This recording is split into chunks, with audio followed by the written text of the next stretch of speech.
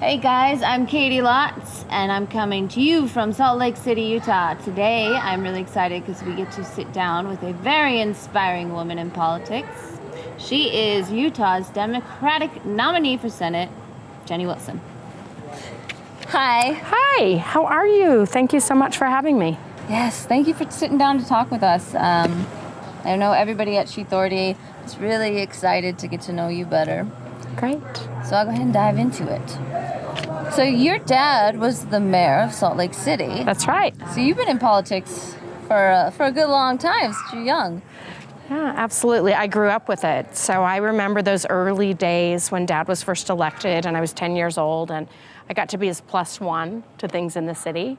And that was pretty special. My mom had other kids and she didn't love politics as much as I think he did. So I was Dad's date quite often. It was really great. What about you? Like, did you always know that you wanted to be a politician, or was it like something you warmed up to?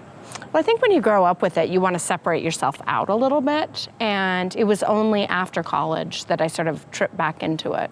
I continued to help my dad when he ran for offices and with his campaigns.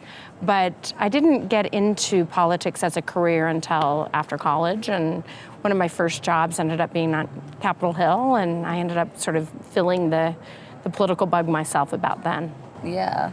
Did your dad give you any advice or warnings when you were like, I'm getting into this? Well, I started pretty young working on Capitol Hill, so I'm sure I talk to him all the time. I still call my dad when I get stuck. I'm an elected now, so there are times when decisions can be really tricky, when both sides sort of make sense and you have to make that call, a yes or no vote. And when I get really stuck, Dad's the person I call. That's an amazing resource. That's so cool. Were they like, did he give any warnings? Was he happy that you were getting into politics, or was he kind of like, oh? Well, I think initially he was really happy. And I recall when I worked on Capitol Hill in the 90s, I was working for a Democrat from Utah. And my dad is a very healthy guy, and he's a rock climber, and he still works out all the time. And he had a back injury. And he called me one day at my office, and he was like the cranky constituent. Like, have you seen what's happening on the Hill? I'm like, yeah, I work here, Dad. But he had been like sort of stuck with CNN hour after hour, and he just had his meltdown and said, we have to change things. So I think he's proud that I'm part of the system, that I'm continuing his legacy at some level, I think. Yeah, for sure. I mean, you're nominated to be a senator. Like, it's amazing. Well, and I should share, he ran against Orrin Hatch in 1992. So I'm doing a repeat within the family. And this time the sequel is going to be better because I'm going to win. Yes, I like that sequel. I'll sign up for that. So you're married. You have 2 boys. I do. I find it so difficult to balance a relationship and a career. And I don't even have kids. How do you do it? Like, what? I need some tips or anything that you've learned. Like, how do you do it? Well, when I worked on Capitol Hill, I was in a staff role, and an important role, but a staff role. And then my career sort of changed, and I ended up running myself. And I think what keeps me going is the ability to impact policy. And I really care about the decisions that I make. And when I have the chance to advance something I care about and I can pass something, it's incredibly rewarding. One example is I was the first at Salt Lake County, where I serve as a county council member, to move health benefits for LGBTQ plus people, for the partners of our workforce. Utah, you can imagine we have a lot of big families, so there would be employees with big families and all the kids would be on health coverage, yet the partner of a gay person was not covered. So I changed that, and it was incredibly rewarding the day that happened. Yeah, so it feels good to make and those initiatives are sometimes very difficult. This one took a lot of time, and the reward has obviously paid off. And I think it's the acts of a lot of people in that space particularly that led to marriage equality, and it was the trajectory forward. So those are the things I do and I'm proud of. That's great. I love that. And so your husband must be super supportive of everything that you're trying to do and understand all the world. He's in technology. He runs his own business. The interesting thing about our house is the days that I'm not at the campaign office, I work from home. The days he decides he'd rather just work on the kitchen counter, we sometimes have to like battle for who gets what space. You know, wait a minute, I've got a call. No, I've got a call. So we just make it work. And that's great. You can be able to work from home sometimes. Yeah, it's nice. So it's good, and we just make it work. And I think the kids are learning from that. I feel the childhood I had with my father as an elected official and with the campaigns, I mean, it was such great learning, and the people I was exposed to, the opportunities I have, I feel like I'm providing that to my children. Sometimes they want to do their own thing, but I think they're learning a lot from this. I feel like a lot of women that I talk to who are able to balance it, so much of it is really defining your own relationships and not necessarily having to be like, this is the role for the man and this is the role for the woman, but everybody just kind of taking on different roles at different time, and it's supporting the different careers. Seems like and the key. Yeah, and I think my husband just naturally does that with me, which I appreciate. I mean, I'll be honest, I do the laundry, he takes out the garbage, and then everything else we just sort of make work. I know, isn't that funny?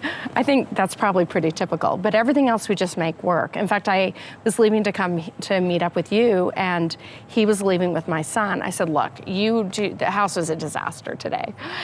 Kids are home, it's the weekend, all of that. So I said, you take care of your share, and then I'll clean up when I get home. So I'm hoping his share is the whole house. Yeah. Your share is the whole house. Yeah. Today, no, just like get the laundry going, just move things around a little bit. We'll just make it work. That's awesome. And the kids are a good part of that too. They help. That's good. Are there any like hurdles that you feel that you face as a woman in politics that your male counterparts don't have to deal with? You know, it's a really good question, and one I give a lot of thought to. I think it's just harder for women in politics because there's fewer of us, but it's true in any career now. I mean, we look and there are more executives named Michael and John than there are women senior executives in America, which is horrific. Wow. We only have about 20% of women in politics, whether it's a state legislature or Congress, the Senate. So there's a lot of work to be done. So I think when women do what I do and put themselves forward, we know that they win because people like what women have to offer as candidates. But I think once you're there, it is harder. I think, breaking through, I feel very lucky that I've had respect from the men on my council.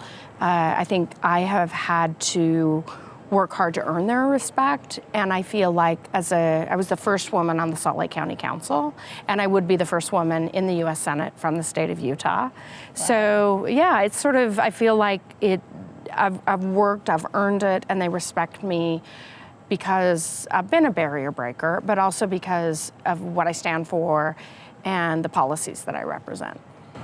Do you ever feel like you have to put on like a more masculine front? Like if you're walking into a room full of men, to talk about policy or whatever, does it feel like you have to put on more of a masculine front? Is that a thing?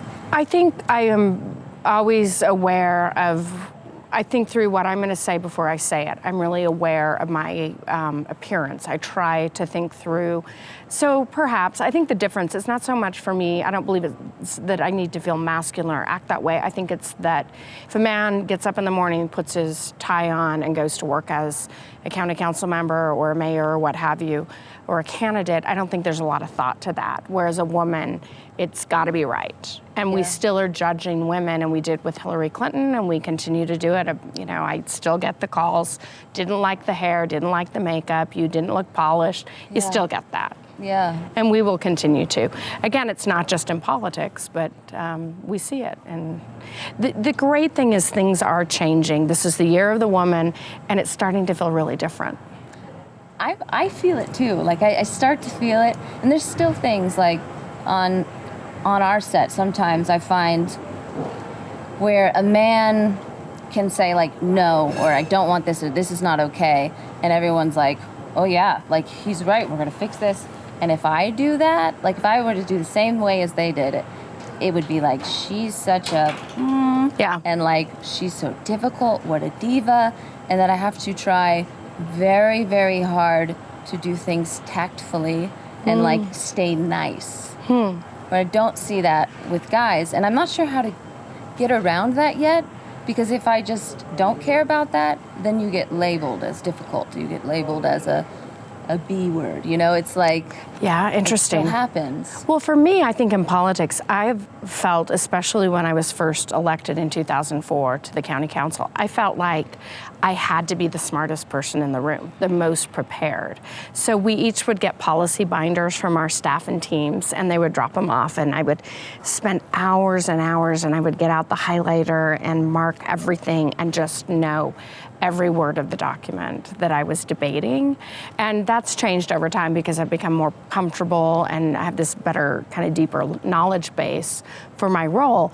But I think that had I not done that, I might have been seen perhaps as not as bright or a little more of a lightweight. And so working to prove I was competent was very much on my mind in those early years. They say that with female startups, which get very, very little investment funding out of all the funding, but they're way more likely to succeed, the ones that actually do get the funding. And it's because for women to be able to do that, they have to work so much harder to get into that door, to get that investment, so their companies become more successful. Yeah. But you've been such a success. I'm a success. And that the message I have, right? The message I have is to women out there, do it. Don't let that stop you, because when you are in a position like you're in or I'm in, it makes a difference. And there is nothing more rewarding, like I was mentioning, than passing an initiative that's going to help people that you've spearheaded, that you have driven and figured out, and that's a pretty cool thing. Yeah, it must be so nice to see it like manifest when it's all here and it's an idea, and then it comes to life and you get to see how it affects people's lives. It's huge. Yeah, it's great. And thousands of people receive that health benefit coverage that I was telling you about before, marriage equality, and it mattered. Yeah, for sure. So, politics in general, one of the most frustrating things to me is kind of this fear and loathing across party lines. Like this is such a polarized divide that you can't even have a conversation, and it's like we forget that we're all Americans and we just see Democrats or Republican. Is there any way, like, to fix this? Do you see a way how we could heal this? You know, I've been campaigning on coming together. I worked in Congress in the 90s, and it was divided then, but it's gotten so much worse. And I've been talking about, especially as a Democrat in the state of Utah, the need to heal. We're a red state, but I'm an influencer as a Democrat. So I really believe we do need to come together as a nation within our state. But I'll tell you, after watching what's going on with Trump, I actually think it's going to take him moving on before we can heal again. That sense came to me just the other day that I don't think we're going to recover until that happens. And I don't know when that day is, but I think it wasn't Trump to a certain degree is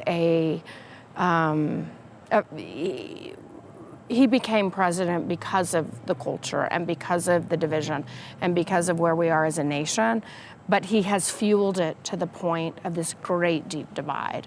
And I'm really, really and denigrated our institutions and created this polarization, and he fuels it every day. And that's what, and I'm the type of person, I grew up with a lot of respect for authority and respecting the office of the president and serving in Congress as a senior aide and really enjoying working with Republicans and trying to respect, the era of George Bush, even when I disagreed with him.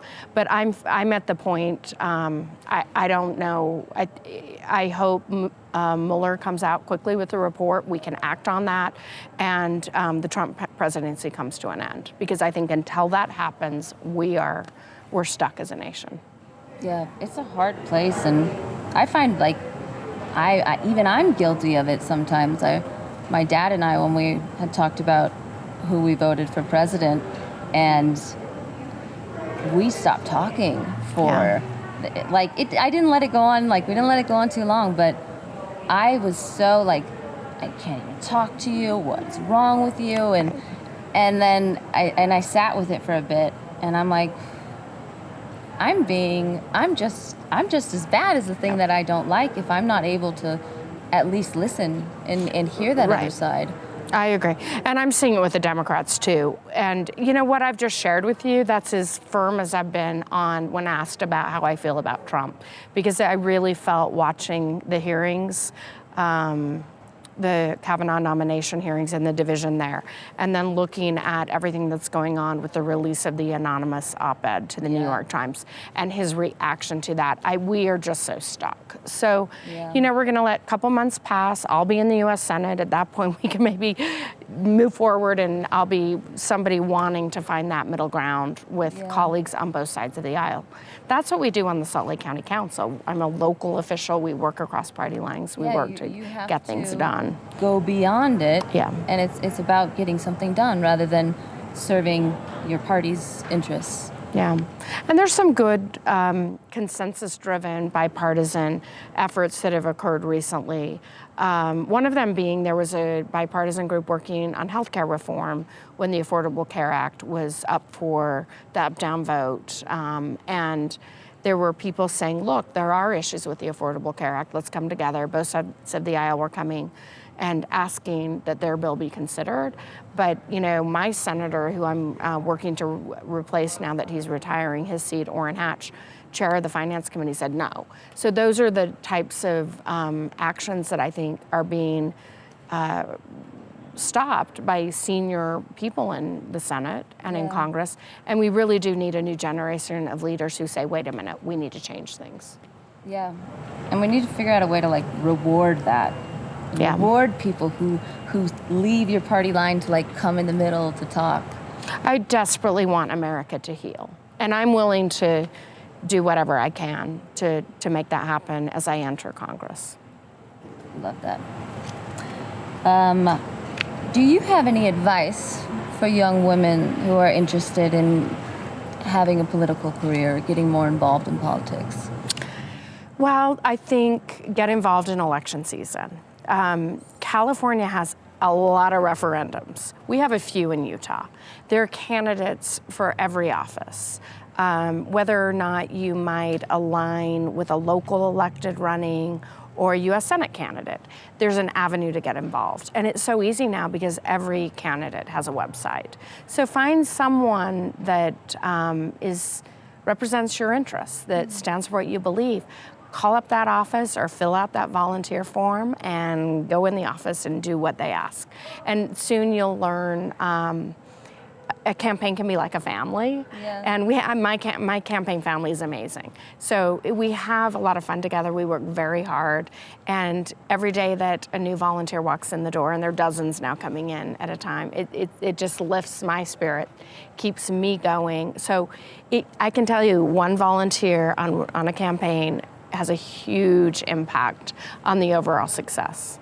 That's amazing. That really is such an easy way to get in. And when you do that journey with somebody, you can learn so much.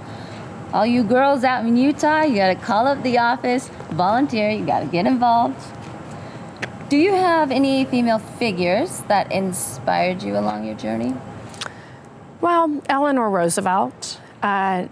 Yeah, I mean, she was a change agent, and she was such an incredible voice for people in need. And I look at her journey and her impact as a first lady that went way beyond the traditional role of a first lady. There have been so many women that have mentored me in my own career, and nobody would know their names. One I will share that inspires me to this day, and your audience may not know of her, but many will know of her in the state of Utah. Her name's Jan Graham. She's the only woman to be elected statewide from the state of Utah. And she was the Attorney General in the 90s and a friend of mine. In the 90s, I was working as Chief of Staff for the Congressman in Washington, and she was the Attorney General at that time. And she was great to me as a young woman who had a lot of responsibility and a lot of questions. And I look at I'm just still shocked that we haven't elected. Look at the hundreds of people that have been elected to the U.S. Senate from the state of Utah, governor, attorney general, other offices, from the treasurer to offices none of us have even heard of or thought much about. And we've only elected one woman. So Wow. Jan, to this day, is one of my heroes. Okay, we'll Google her. Yeah, That's what Jan Graham. our generation does. We just Google Just go everything. Google her, yeah. By the way, it's so refreshing to talk to somebody in politics and feel like I'm talking to a real person. I think a lot of times, at least me and a lot of my friends, when we watch stuff, it's hard to engage with them when it doesn't feel like they're actually speaking to you. Like it feels so rehearsed and it's devoid of the human element, and so it's really hard to connect. But you're really good at that. Oh, well, I get up every day. I used to say that I take my kids to school, but actually my 16-year-old is now driving my 13-year-old to school. Bonus. So I get up every day doing exactly that, bonus. And then I'm like, okay, just pray they make it. And they're doing fine. But I'm a mom. I have a mortgage. I have a dog. I raise my family. I listen to people. I try to make change in government for the better in my state. And an important part of my life is my political work, both as a county council member and as a candidate now for the U.S. Senate. But, I'm a human too, and a mom, and I'm going to hit the grocery store on the way out of here because my husband said to me, the dog is out of dog food. I can feed him tonight, but he won't eat in the morning if we don't get the food. So that's my life. What kind of dog is it? Half whippet, half lab. Oh, Yeah. goodness. There's dog adoptions downstairs. Oh, cool. In case you need another dog. Oh, no, we're good. That's the last thing I need with 60 some odd days till election day. What's one thing that people don't necessarily know about you that you would want them to know?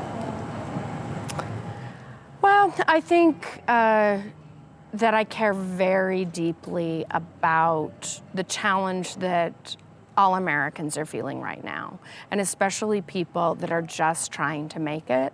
And I think that in this era, we're so quick as policymakers to look at how things affect the budget up here, or policy decisions affecting how the government operates, when in fact policy matters down at the base level. We still have a minimum wage of $7.25. I mean, I'm telling you, the person who hands me the fast food or checks me out at the grocery store is my hero, a person who gets up every day with pride, goes to their job, does their job well, and is just living their lives. That is somebody who needs a break, and I want people to know that that is why I'm in this race. I want to be a senator that isn't just dealing with the up here and the overall budget, but how can we change the federal government? How can we make it matter for citizens? And especially, I'm running as a Senate candidate from Utah. We're a medium-sized state. We have an incredible state, and we have to fight to preserve it. So I think I want people to know that I actually really care, and that's genuine. Now, you're running against Mitt Romney as a Democrat in a Republican state. Feels very much like a David and Goliath situation. And yet, you're still here, bold, brave, and fighting. What is that like? It's been a long road. I got in early because I felt it was important to have a strong voice and have my voice heard this election season. I'm tired in Utah. We have a lot of men in office, and we have a lot of men of a certain age, and there's a lot of diversity in the state that needs a voice. So I really felt that this election would give me the opportunity to have that voice, and maybe to empower young women or empower people who don't feel that our one party is representing them. So that part has been achieved, and I will take advantage of the platform for the next 2 months. But I've become, as I've campaigned in a very red state, more and more convinced that I'm needed in Washington, that we have had, that a woman's voice matters, that from the state of Utah, we haven't had enough diversity. And what my voice has been found just representing the voices that I hear of people within the state. The family that I met in Emery County, which is impacted by the coal mine closures, and their need to have another job, and their interest in keeping their children within the state of Utah, and the voices of the Navajo people who have not had representation in our state, and people just a few miles from where we're sitting now that are really struggling to make it. That's what has inspired me. So as hard as this journey is, every day I get up, even today, I was walking through a lobby, leaving a luncheon. There were a bunch of returned Army folk men and women who had just come back, who were receiving like sort of a benefit fare. Mm-hmm. And I talked to a woman who had lost her husband, and she's taking on this challenge of suicide for officers who have returned, and enlisted people, and military people who have returned. And she inspired me. So it's just important, I think, to have a voice in this process for those who may not feel that they have a voice. Like teary-eyed. Oh. That's beautiful, because it is so much of it. I think doesn't necessarily feel like Mitt Romney is trying to represent all the underlings with people down here in society that are working at the food shop, the ones who are actually making this, city run day to day. Yeah, we have an amazing state. We have amazing people. And, I worked for the Olympic Games. I worked with Romney. I know him. I think he's a great guy. I just don't think that this is the role for him at this point in his career. And win or lose, if it's him, if it's not me, I want him to get my message to watch out for those people. Is there a book that you would recommend for our Shethority book club? So I'm going to recommend a book that's been around a while, but it's absolutely beautiful. And it's Terry Tempest Williams' Desert Solitaire. And she writes about Utah land, and she equates it with her own. She has a personal tragedy in her life at the time.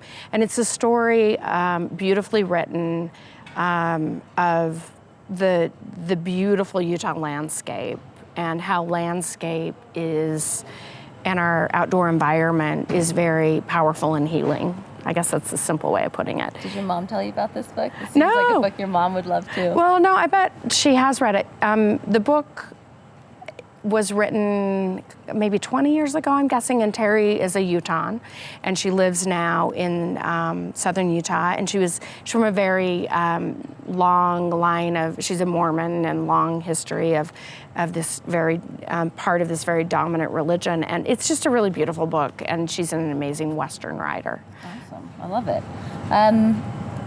Anything that you could tell us on how we can get more involved with your campaign, if any of these Shethority girls out there want to get more involved and help out? Well, if there are any that want to come and move to Utah for 2 months, we will take you. We will invite you into our Wilson for Senate family. We need people out there walking neighborhoods. We have this amazing team.